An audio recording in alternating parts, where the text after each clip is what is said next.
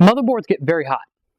There's a lot of electricity running through them. The CPU is constantly processing information, sending information to other parts of the computer, and computers do not like heat or extreme temperature changes, extreme dramatic temperature changes. So we want to keep computers as cool as possible.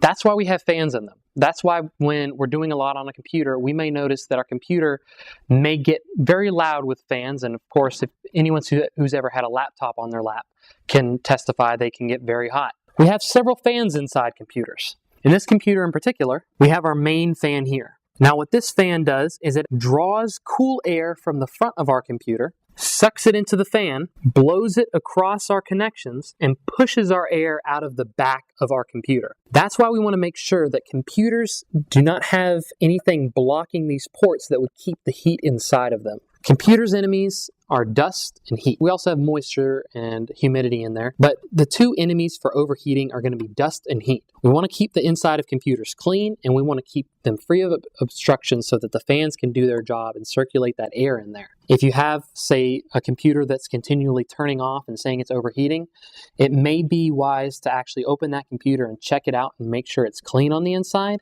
and also to make sure that the fans are running. If that is all correct, another thing that we can do to check for overheating is the thermal paste that's on a CPU.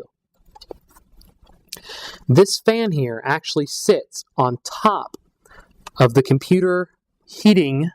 Our tower here takes heat from, this is a chipset, but motherboards have similar heating convectors, but they can be a lot larger.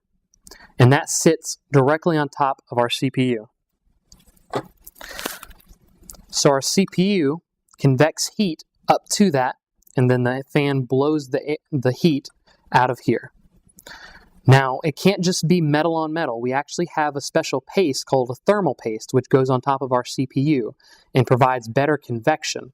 If that thermal paste is dried up and completely been scratched off, or we don't have enough on there, that it may also cause overheating issues. So it may require some gentle surgery to remove that heating array and actually put some more thermal paste on there in order to get better cooling through there. So we have big fans that blow through our computer. We have fans that sit directly on top of our CPU.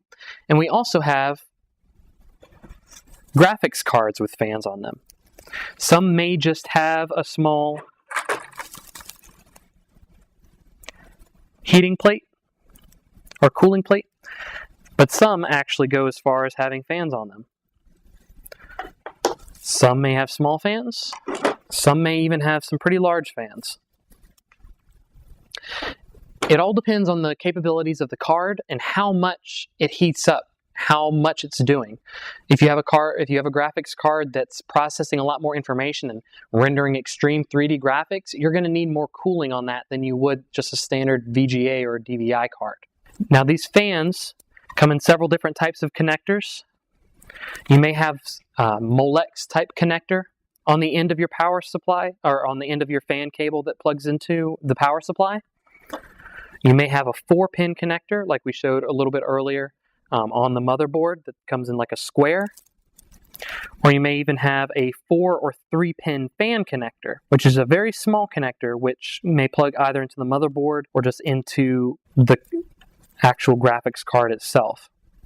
So always remember that we want to keep air circulating through our computer, we want to keep it free of dust, and we want to keep that thermal paste good. And if we do all that, then we'll have a cool motherboard, a cool computer, and we won't have overheating issues.